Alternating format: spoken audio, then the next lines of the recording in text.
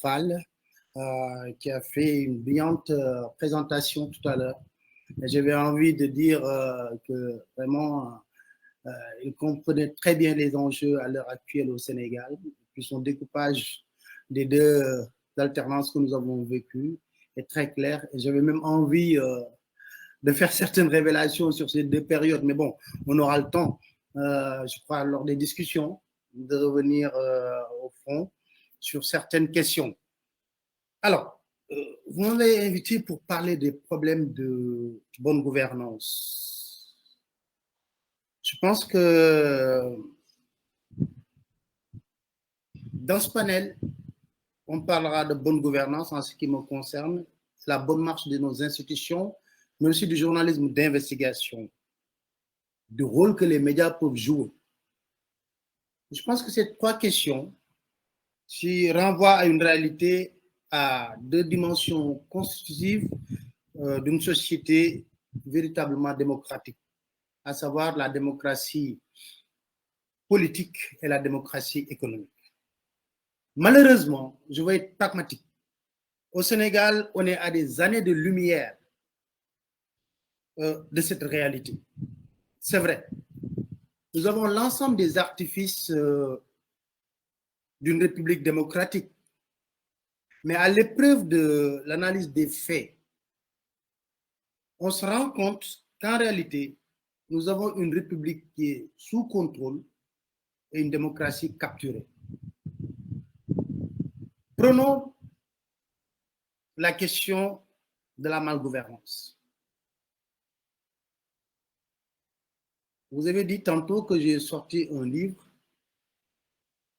Les gens se sont beaucoup focalisés sur le dossier Coude, mais quand on regarde l'ensemble du livre que j'ai sorti sur la question, j'ai voulu montrer à quel niveau de désillusion le citoyen sénégalais peut se situer par rapport aux promesses de reddition des comptes engagées par tous les candidats en 2012 et le candidat Macky Sall a remporté cette présidentielle. Le Sénégal compte au moins 9 organes de contrôle qui luttent contre la corruption et le détournement des deniers publics. On peut les citer. L'Inspection générale d'État, la Cour des comptes, la Cellule nationale de traitement des informations financières, CENTIF, qui lutte contre le blanchiment d'argent. Je rappelle que le Sénégal a été épinglé tout récemment parmi les 3 pays où on blanchit beaucoup plus d'argent. Il y a l'autorité de régulation des marchés publics, l'ARMP. Il y a la direction centrale des marchés publics. Il y a l'inspection générale des finances. Il y a la Cour de répression de l'enrichissement illicite, CREI. Et le dernier né, l'OFNAC.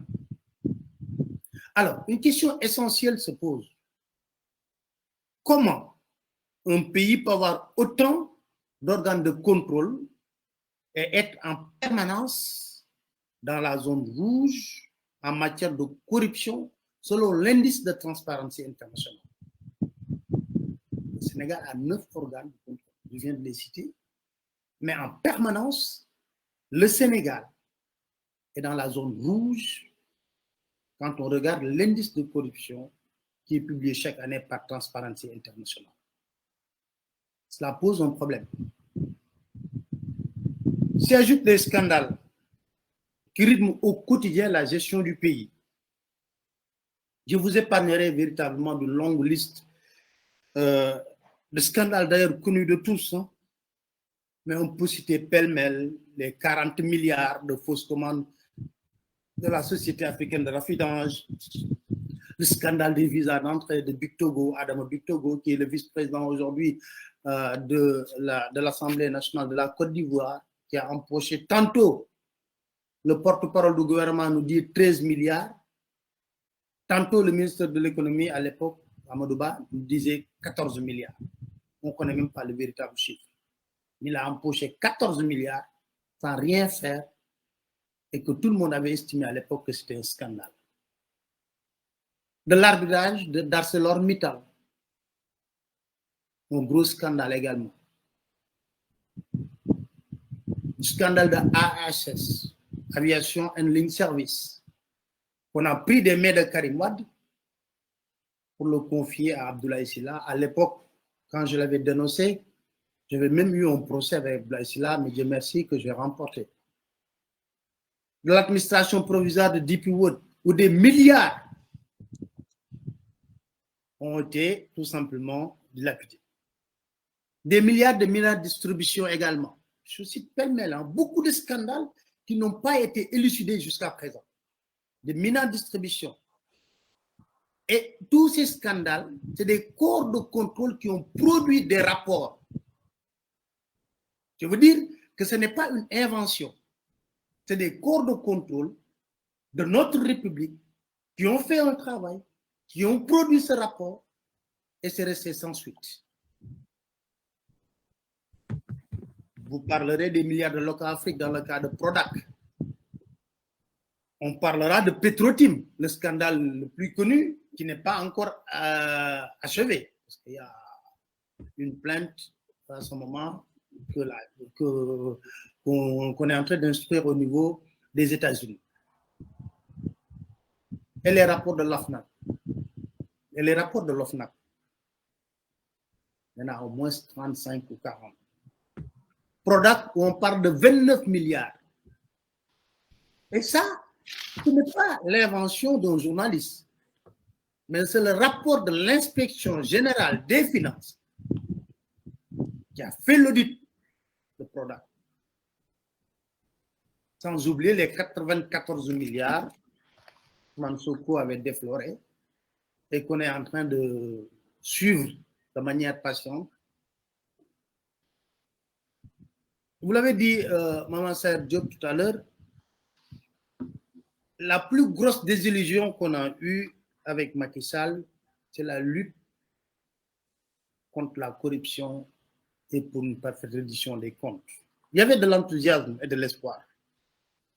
Mais à l'épreuve, on peut dire que le régime du président Macky Sall, il faut être concret, censé procéder au nettoyage des écloseurs, va s'illustrer d'abord en si peu de temps avec des scandales plus grands, plus gros, je ne sais pas, que ce qu'on a connu sous l'ère Wade.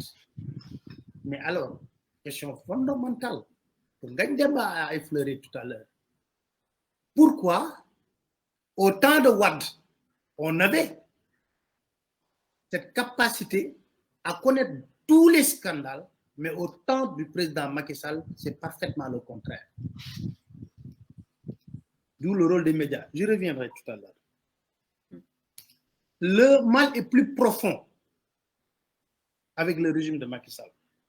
Parce qu'au temps du président Wade, quoi qu'on puisse dire, on acceptait que les corps de contrôle puissent faire leur travail convenablement et normalement et publier des rapports. Sous le règne de Macky Sall, on est en droit de s'interroger si les corps de contrôle ne sont pas tout simplement réduits à des faire-valoir du président de la République. Et là, je vais vous dire concrètement ce qui se passe. Vous prenez l'inspection générale d'État qui est logée à la présidence, qui est censée chaque année produire un rapport sur l'état de la gouvernance au Sénégal. L'inspection générale d'État est restée 3 ans ou 4 ans sans produire un seul rapport. Vous prenez la Cour des comptes, qui est tenue de produire un rapport chaque année. La Cour des comptes, à l'approche de la présidentielle, est restée 3 ans ou 4 ans sans produire un rapport. Et je vais vous dire pourquoi la Cour des comptes a produit un rapport. Il a fallu que le magistrat Ali Niane écrive une lettre au président de la Cour des comptes pour lui dire que vous êtes magistrat comme je le suis, mais vous savez pertinemment que vous êtes en train de violer la loi, parce que la Cour des comptes est tenue de produire un rapport annuel. Et le président de la Cour des comptes s'est précipité pour nous produire 3 rapports en même temps. Pourquoi le président Macky Sall le fait? Pourquoi? Parce qu'en réalité, il est convaincu que s'il contrôle les corps de contrôle, les organes de contrôle, s'il contrôle la presse, il peut épargner son régime de l'éclaboussement des scandales. Et il a réussi. On remarque donc concrètement que on peut parler de loi organique, de certains codes de vérification qui posent problème dans son application, dans la recommandation des rapports. Tout ça, c'est un débat de fond qu'on peut poser. J'ai parlé tantôt des retards dans la publication de certains rapports, mais surtout de la dépendance des corps de contrôle par rapport au pouvoir exécutif. Aujourd'hui, au Sénégal, au moment où je vous parle, les organes de contrôle sont inféodés au pouvoir exécutif avec un sentiment réel que les rapports ne font l'objet que d'une exploitation politique. Un exemple. Quand il a voulu mettre Khalifa Sall en prison, c'est l'inspection générale d'État qui est partie 4 fois à la mairie de Dakar. Et c'est là aussi, l'inspection générale d'État, dans son rapport, n'a jamais écrit l'ouverture d'une information judiciaire contre Khalifa Ababacar Sall. Les recommandations ont été revoir le mode de fonctionnement de la caisse d'avance ou supprimer cette caisse d'avance. Ce rapport a fait l'objet de 4 lectures au niveau de l'inspection générale d'État. Parce que Macky cherchait la petite bête pour éliminer Khalifa Ababacar Sall. Et lorsque, je vous fais une révélation, lorsque j'ai beaucoup parlé de ce rapport, c'est pour vous dire que la France est souvent en connivence avec l'État du Sénégal dans certaines choses.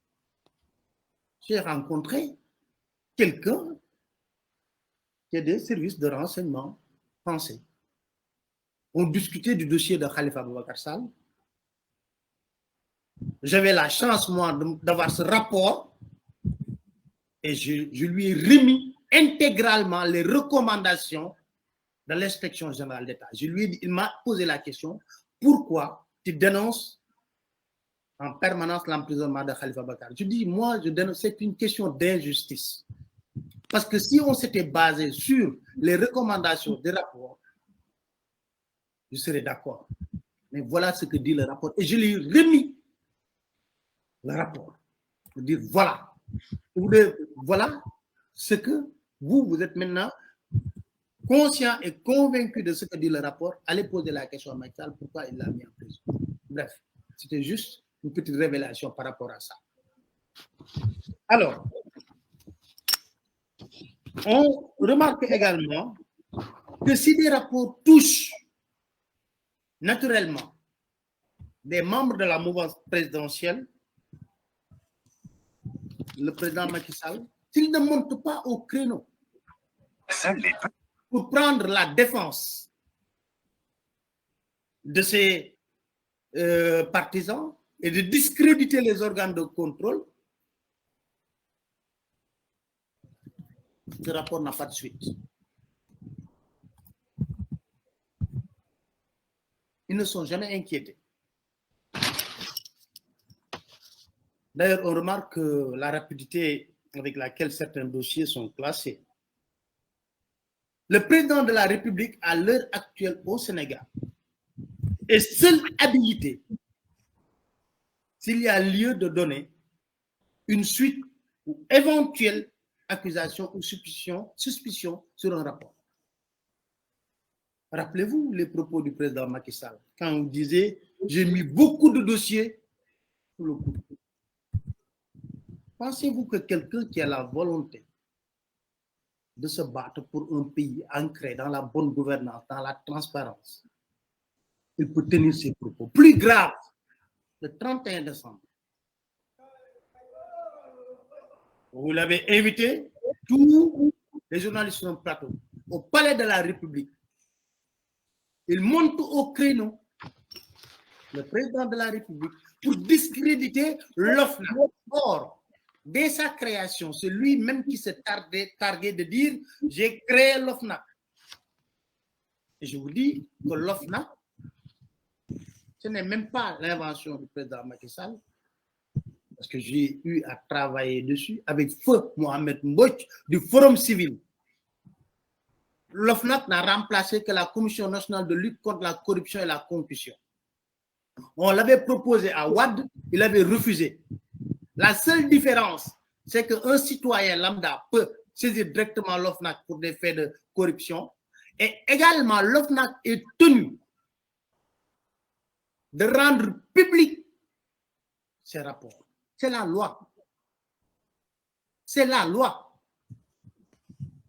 Et Macky Sall, dans sa prestation venant au pouvoir, il voulait montrer que c'est le zéro en matière de reddition des comptes. Mohamed Mbouch lui a vendu l'OFNAC, il l'a accepté. Mais l'essentiel pour nous était de participer à la lutte contre la corruption. Il y a une longue histoire avec Nafi Ngom Keïta, par exemple, sur l'OFNAC. Le problème fondamental entre moi avec Macky Sall et Nafi Ngom Keïta, tout le monde le sait. Lorsqu'il y a eu une dénonciation sur le coude, par exemple, Nafi Ngom Keïta a envoyé une équipe qui a fait l'audit du coude. Et le premier ministre d'alors, Mohamed Boun Abdallah Dionne, était au courant, informé par un membre de l'OFNAC. Ils ont voulu arrêter l'audit. Nafi Ngom a tenu tête pour dire que nous allons faire notre travail. Et ils ont vu plus grave que la dénonciation. Qu'est-ce qui s'est passé? Le Premier ministre a dit à un de ses amis, laissez-le faire. Après, quand le rapport sera au président de la République, nous on va régler le problème. Et quand Nafi Ngom Keïta a sollicité pendant 4 ou 5 fois une audience au président de la République pour lui remettre le rapport de manière officielle, qu'est-ce qui s'est passé? Le président, à chaque fois, les services de la présidence disaient que le président occupait son agenda et chargé. Mais quand on a vu Aminata Tall, à l'époque présidente du Conseil économique, social et environnemental, avoir une audience pour remettre son rapport, Nafi Ngom Keïta a compris que Macky Sall ne voulait pas recevoir la présidente de l'OFNAC à cause de ces révélations sur ces hommes, sur turpitude. Mieux, ce n'est pas un secret parce que c'est une lettre que Nafi Ngom a publiée. Elle a expliqué que le président l'a invité au palais en lui disant textuellement Nafi, je t'en prie, il ne faut pas faire une conférence de presse pour publier ce rapport parce que la presse va s'accaparer de ce rapport et on va éclabousser mon truc, cette presse corrompue. Voilà les termes que le président de la République avait utilisés. Parce que je ne veux pas que ce qui est arrivé à Wade, parce que rappelez-vous, les derniers moments de Wade, c'est là où on parlait du rapport de la RMP avec Koudou Ndiaye. Vous vous rappelez de cette histoire? Lui, il était marqué par ça. Donc, il ne voulait pas du tout que son régime soit éclaboussé par un rapport où on épingle le DG de poste ou un rapport où on dit même que le directeur ne doit plus occuper un poste de l'administration. Voilà les faits. Et il lui a dit non, monsieur le président, je ne peux pas ne pas faire une conférence de presse, remettre le rapport parce que c'est la loi. Et voilà les biscuits. Et c'est le même jour. Mais regardez cette capacité du président Macky Sall à détruire les symboles de la République. L'OFNAC, quand même, c'est une instance de la République. Mais figurez-vous, lorsque Nafi Ngom Keïta a fait sa conférence de presse pour remettre le rapport de manière publique, le soir même, c'est le directeur de cabinet du président de la République qui va sur une chaîne de télévision pour attaquer la présidente de l'OFNAC, pour attaquer une institution de la République. Pour vous dire que pour ses intérêts, le président Macky Sall n'a pas de scrupules et de moralité et ça déteint sur la République. Alors,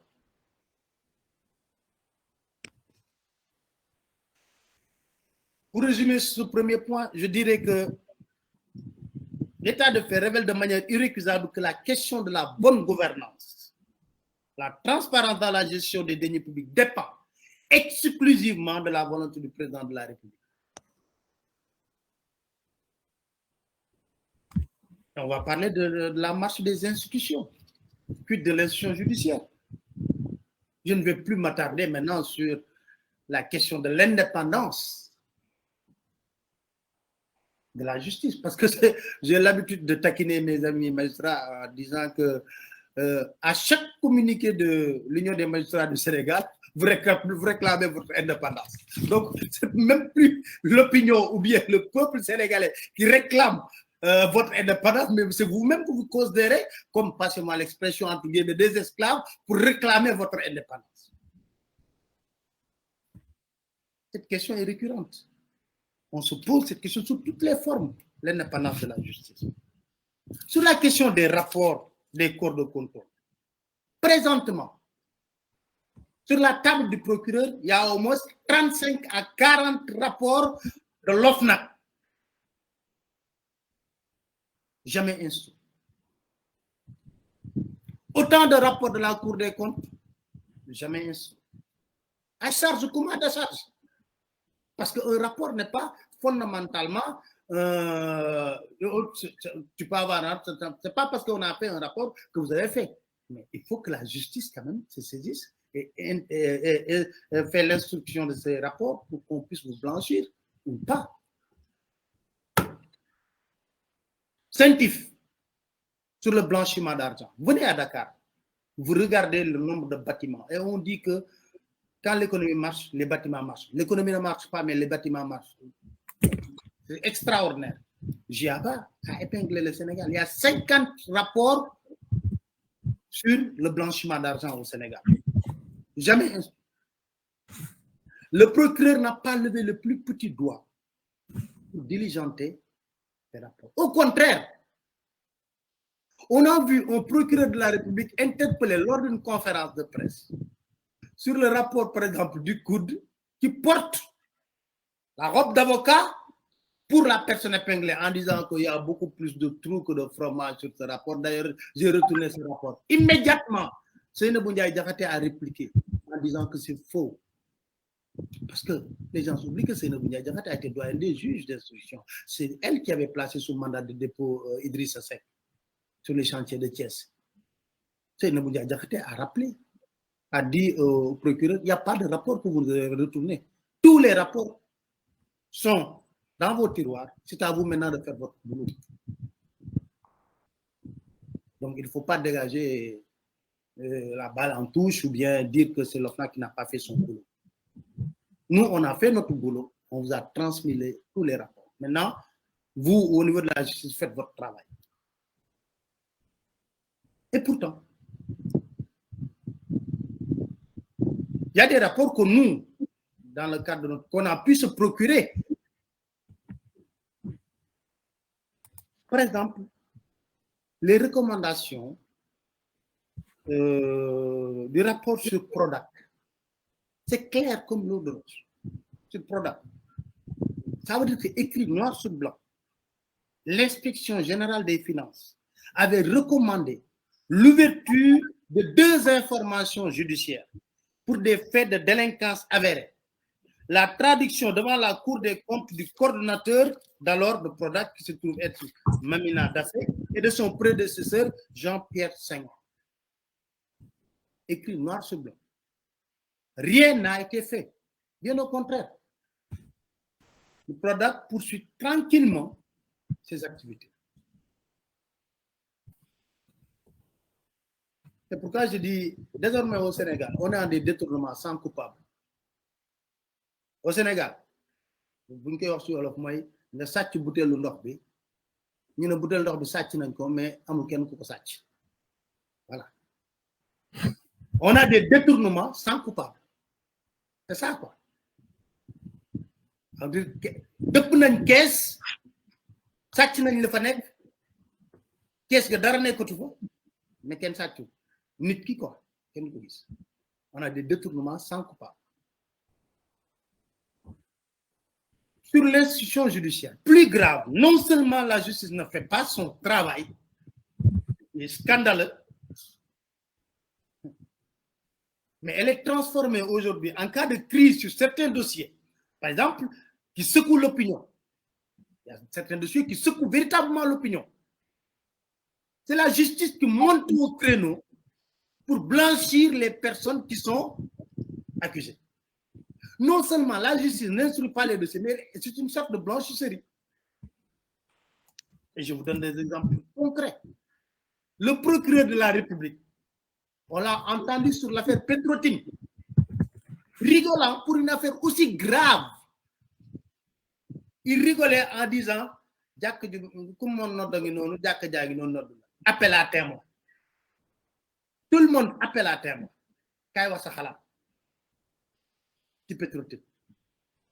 L'objectif, c'était quoi? C'est ce qu'ils ont fait.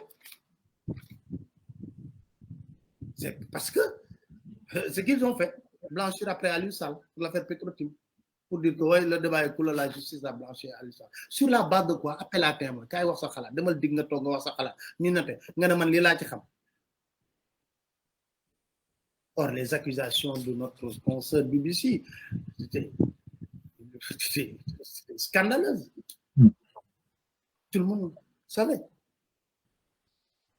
C'est le cas aussi sur l'affaire 94 milliards.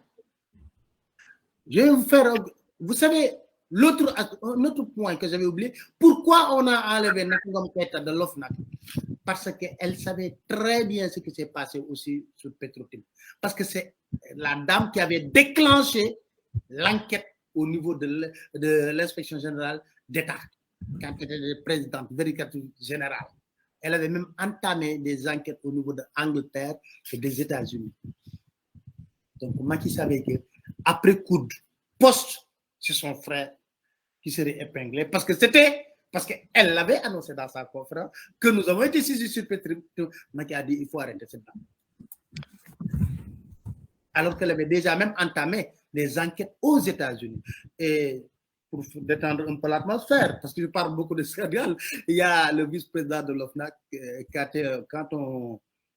est très proche du président de la République, quand ils ont fait leur délégation pour aller aux États-Unis pour enquêter sur Petro-Tim, il a simulé un truc, une maladie, un malaise pour ne pas assister et rendre compte au président de la République pour dire que l'affaire Petro-Tim est très compliquée. L'affaire des 94 milliards, nous y reviendrons peut-être pas dans ce qui, mais sous une autre forme. Parce que nous n'avons pas lâché l'affaire. Et on remarque que la justice aussi est réceptive de tous les dossiers que le président Macky Sall met sur la table pour attaquer ses adversaires. Serigne Bassirou Gueye a fait. Regardez les conférences de Serigne Bassirou Gueye. Conférence sur Khalifa Babacar Sall. Conférence pour mettre Khalifa. Conférence sur Petro-Tim. Il n'a pas tenu une conférence, il y a eu 14 morts lors des dernières manifestations au mois de mars. Au moins, vous êtes en France. On ne l'a pas entendu. Même je dis, même si c'était pour le théâtre, dire oui, nous allons ouvrir une commission d'enquête. Bon, même si c'est pour faire du show, du grotesque, mais bon, on ne l'a pas entendu une seule fois. Pour vous dire comment, lui c'est comme un robot qu'on actionne. Parle de ça, met en prison, il exécute. C'est pour cela d'ailleurs que vous ne verrez jamais la possibilité d'instruire des rapports. Il ne le fera pas. Parce qu'il attend l'ordre du président de la République, qui doit passer par le ministre de la Justice pour qu'il puisse faire son travail. Autre chose, notre institution, l'Assemblée nationale, j'ai l'habitude de dire, si on dissout l'Assemblée nationale ici au Sénégal, les Sénégalais ne vont même pas sentir, il n'y aura pas d'impact sur la vie des Sénégalais. Les Sénégalais sont à la limite, c'est la deuxième institution de la République. Et l'Assemblée nationale dispose de pouvoir d'exercer un contrôle sur le pouvoir exécutif, sur les politiques publiques, sur l'état d'exécution du budget par le gouvernement. Aujourd'hui, on ne peut pas se glorifier du travail de cette Assemblée nationale, d'ailleurs de toutes les Assemblées nationales. Le président Macky Sall sait très bien comment il doit faire pour avoir une bonne Assemblée nationale. Il me l'avait dit dans une émission, pour dire que c'est le mode de scrutin qu'il faut changer. Ce n'est pas la nature du régime. Aujourd'hui, l'institution est à la solde du pouvoir exécutif, contrôlé à cause d'une majorité mécanique, je dirais même électronique, parce que maintenant c'est devenu plus électronique que mécanique. Mécanique c'est plus compliqué, mais électronique c'est plus simple maintenant, c'est juste un bouton que tu actionnes depuis le palais pour que les doigts se lèvent, pour qu'on vote tout. Remarquez autant de scandales qui sont passés au Sénégal. Il n'y a jamais eu une commission d'enquête parlementaire sérieuse. Même si on dit qu'une commission d'enquête, c'est pour noyer. La seule commission d'enquête parlementaire, c'est 94 milliards. Et on l'a fait à dessein. Pourquoi sur les contrats pétroliers, gaziers, on n'a pas mis une commission d'enquête si on était sérieux? Mieux, il existe une loi qui dit que le gouvernement est tenu chaque mois d'aller répondre à l'Assemblée nationale sur les questions d'actualité. Mais ce qui est grave, c'est une loi, mais ce qui est grave, ça dépend du bon vouloir du pouvoir exécutif. Ça veut dire que si le pouvoir exécutif veut communiquer, s'il y a trop de bruit, par exemple sur un sujet, sur des problèmes, si le pouvoir exécutif immédiatement en action l'Assemblée nationale, ce n'est pas les députés qui exigent. C'est le pouvoir exécutif qui actionne l'Assemblée nationale pour dire que oui, et c'est sous forme de dictée préparée. Les questions sont envoyées à l'avance. Et que le système est verrouillé. Et le système est si verrouillé que c'est très pertinent ce que mon confrère Ngagne Demba Fall a dit. Macky gère la justice contre ce que le président Macky Sall a compris, c'est qu'il faut contrôler les médias. C'est facile parce que les corps de contrôle dépendent du pouvoir exécutif. Mais si ça fuite, parce que, comme on dit, on peut avoir des rapports un peu partout. Et il faut saluer aussi le fait qu'il existe des Sénégalais qui sont profondément patriotes. Je vous dis que je reçois tellement de documents. Présentement, je suis en train de travailler sur un scandale à autour de 82 milliards que la DCMP a bloqué quelque part. Mais c'est sûr qu'on va contourner ça. C'est un scandale de 82 milliards que quelqu'un... Et les lettres, les essences sont confidentielles, c'est estampillé confidentiel. Et ça concerne un ministère. Pour vous dire que tout le magistère du président Macky Sall, Ngagne Demba a été très correct et très poli par rapport à nos confrères, mais il faut se dire la vérité. Nous n'avons pas de groupe de presse. Nous avons des groupes de pression. Parce que tout simplement, ces groupes de pression sont dirigés par des hommes d'affaires. Ce ne sont pas des journalistes. Je suis désolé, j'ai travaillé à la 2STV. Je dis, je sais comment ça se passe. Vous l'avez cité tantôt. Oui, on va entendre les journalistes. Oui, nous sommes libres. Mais c'est faux. Les raisons pour lesquelles Macky Sall a exigé de mon patron que je quitte avant la présidentielle. Il le savait. Et le prétexte, c'était l'invitation d'Ousmane Sonko. Une invitation que tout le monde savait au niveau de la 2STV, mais qui a dérangé par rapport à l'audimat comparé au show du président Macky Sall. Qui a dérangé par rapport à l'audimat qu'il a obtenu comparé, parce que le président faisait la même chose au même moment. Et on dit que c'est quelque chose de calculé, alors que tout le monde, j'ai révélé ça d'ailleurs, tout le monde savait que son poste de la direction juste la veille, lorsqu'on installait les caméras. Mais il a subi une pression. Une semaine après, au mois de janvier, du président de la République pour dire que je ne veux pas voir cette tête à la télé pendant la campagne présidentielle. Parce que peut-être qu'il disait qu'il veut. Lui, c'est un homme très libre, il peut dire ce qu'il veut. Il peut dire ce qu'il pense. Parce que je veux, mais ce qui est correct, ce qui est normal. Pourquoi? Parce que moi, j'ai l'habitude de dire, parce que Ngagne m'a interpellé, que sur la seconde alternance, mais Macky Sall a bénéficié de ce que l'opposition bénéficie en ce moment actuel. Et je vous dis que Wade était plus magnanime et courtois. Parce que quoi qu'on puisse dire, Wade n'a pas pris un membre de l'APR qui est même à la retraite au niveau de la RTS. Moi, quand je vois, par exemple, le Conseil national de régulation de l'audiovisuel interpeller des organes de presse, mais je rigole. Mais l'opposition ne sort plus à la RTS. Il n'y a plus un débat au niveau de la RTS comme pluriel depuis que Racine Tala est là-bas. Et pourtant, chaque télévision, il y a des redevances sur les factures de courant, d'électricité, des redevances qu'on prenne, qu'on verse au niveau de la RTS. Ça veut dire que même les télévisions qui sont concurrentes par rapport à la RTS financent la RTS. Moi, je peux comprendre, par exemple, ce n'est pas juste, ce n'est pas normal, je ne le cautionne pas. Mais je peux comprendre les gens qui disent, par exemple, moi, telle minute, il avait l'habitude de le faire, telle minute ne sort pas sur ma télévision. Ce n'est pas normal. J'étais le seul à dire, moi, ce n'est pas mon problème. Si j'ai envie d'inviter un ministre, je l'invite. Il avait sauté, par exemple, une note de service pour dire que pendant l'emprisonnement de Khalifa Sall, on ne parle plus de Khalifa Sall. J'ai dit que non. Moi, si j'ai envie de parler de Khalifa Sall, j'invite ses avocats. Moi, je suis peut-être leur tête brûlée.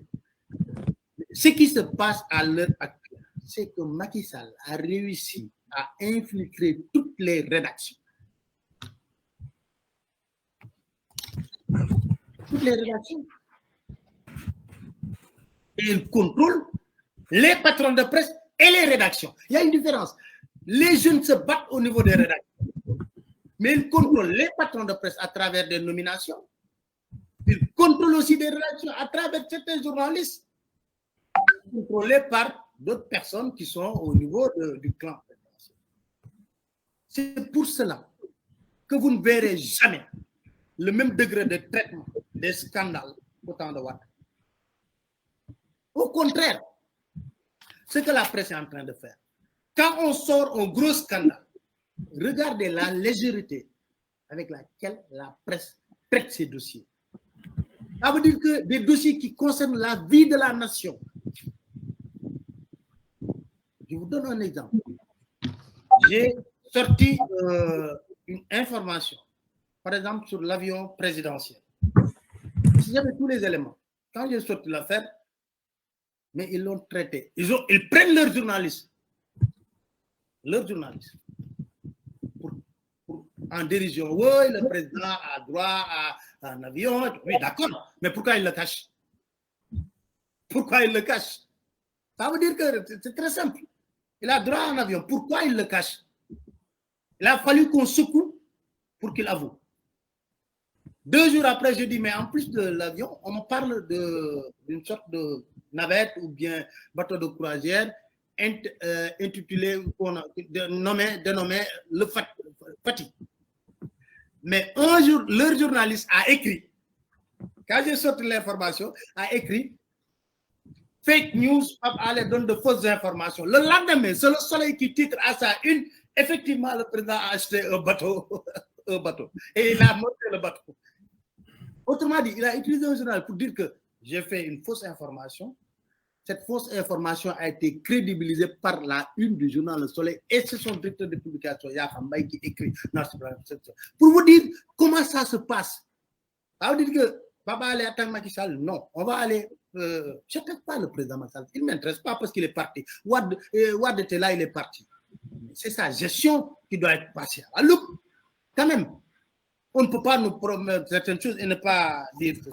Bon, je vais terminer sur le journalisme d'investigation. Merci beaucoup parce qu'en fait, le débat est passionnant. Malheureusement, le temps est un frein. 2 mots sur le journalisme d'investigation. Très simple. C'est pas facile, c'est pas aisé. dans notre pays de... Je refuse même, moi, l'appellation journalisme d'investigation. Je suis un journaliste, mais qui s'intéresse à certaines questions. Voilà. C'est question de bonne gouvernance, de transparence et tout ça. C'est vrai que ce n'est pas facile, parce que d'abord, ça pose un problème de moyens. Hein? Deuxièmement, ça pose un problème aussi de détermination, de courage, parce que les menaces... Bon, moi, je ne veux même plus m'étaler sur les menaces, parce que je me dis que chaque métier est accompagné de risques. Même maire Bidjaï Guerre, tu as fait un risque camion, donc chaque métier est accompagné de risques. Ça, il faut le faire. Mais je pense que ce qui est important et essentiel, c'est que celui qui veut être doit se battre pour être dans des structures qui ne sont pas nationales, mais qui sont des structures sous-régionales et tout ça.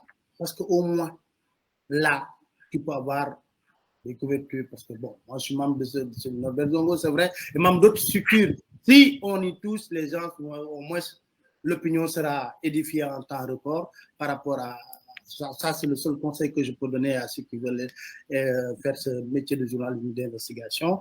Mais on a l'habitude de dire que sur la question de la transparence, c'est le président de la République qui est la clé de voûte des institutions. Mais aussi c'est de lui. Cela dépend d'avoir un pays ancré dans la bonne gouvernance ou un pays corrompu. Et malheureusement, dans notre pays, à l'heure actuelle, telle n'est pas la préoccupation majeure du président Macky Sall. Merci beaucoup. Merci beaucoup, Pape Alé, pour cette brillante... vraiment, c'est... comment dire? On n'a même pas envie de s'arrêter tellement elle est... vous nous avez fait un discours très riche et très passionnant. Voilà. On a pu remarquer que la désillusion était immense et à chaque fois qu'on pense avoir touché le fond, en fait, on creuse encore. Parce que les scandales n'en finissent pas, malgré une ribambelle d'organes de contrôle. Voilà, mais toutes les institutions, en fait, sont à la solde de l'exécutif. En fait, c'est au bon vouloir du prince, entre guillemets. Et puis voilà, la justice n'est pas indépendante, le judiciaire non plus, l'Assemblée nationale a un rôle quasi inexistant et le constat est vraiment triste. Par contre, je ne vais pas m'étaler parce que nous avons des questions des internautes. Hein. Donc, je vais vous donner peut-être la première question. Et la première question vient c'est depuis Jotna TV. C'est M. Diaoula Sadio qui la pose pour M. Nian, pour justement Pape Alé. Avec tous les scandales, le peuple sénégalais est resté immobile sans